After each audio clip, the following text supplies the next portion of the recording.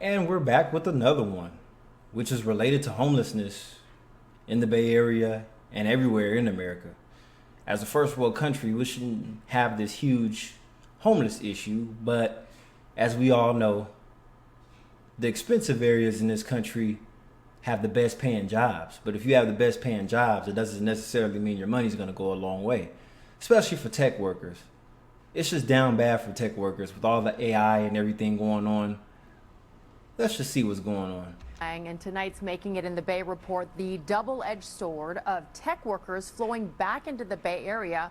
On one hand, it signals higher wages. Yeah, but those higher wages are also driving up rental prices. So where do prices go from here? Let's go and bring in our business and tech reporter, Scott Butman.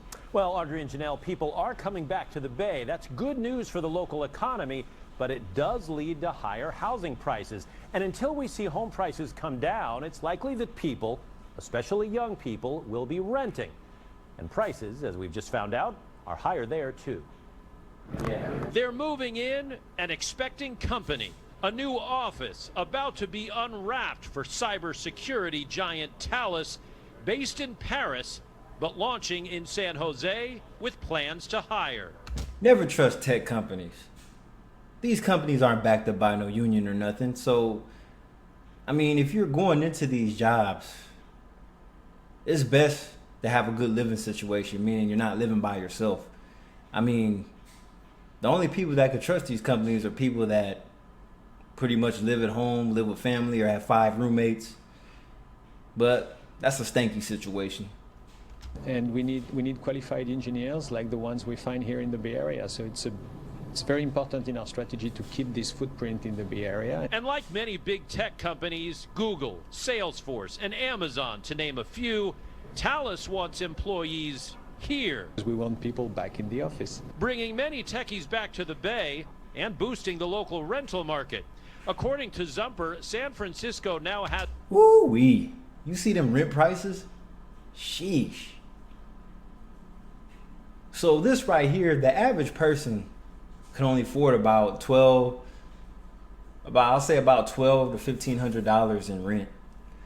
Because keep in mind, these salaries a month that you see on the screen, most people only make that a month before even taxes are taken out.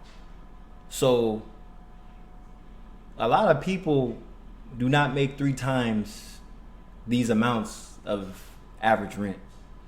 So you're gonna need either roommates, live with a cousin, a sibling, or something.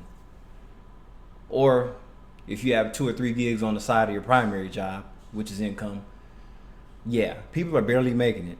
And then you have to remember, most of your money is gonna go towards food and gas, because public transportation is not that good in the Bay Area versus New York.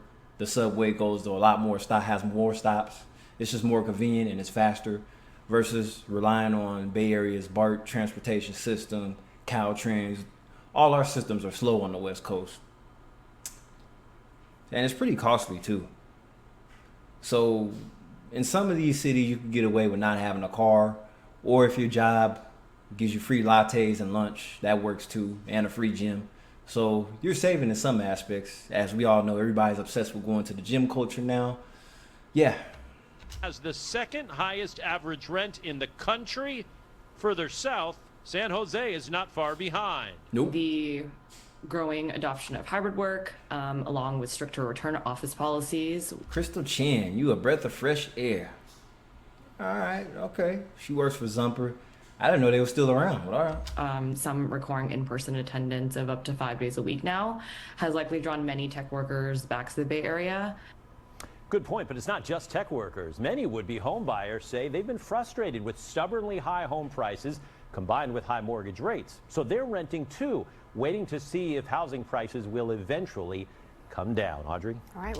They'll go down, but they're not going to go down to what they used to be. Like, let's say around 2012, 2013 prices. And you have to keep in mind that the average person has to take out a mortgage to get in these homes to begin with. So people are worried about the rent going up if they keep renting. But then I'm like, okay, property taxes and insurance costs goes up every year too with your mortgage. So it's really a stupid argument. At the end of the day, it's cheaper to rent as long as you can. And when you're actually ready to buy. And the worst thing you could do as a man is rely on the perfect spouse to help you and go 50-50. Because a lot of these marriages end in divorce, like 60-70% of them. So it'll work for like the first 5-7 years. But then once one of y'all file that divorce, both of y'all finances is fucked. This is Kyle Vale. I'll see you in the next video. Peace.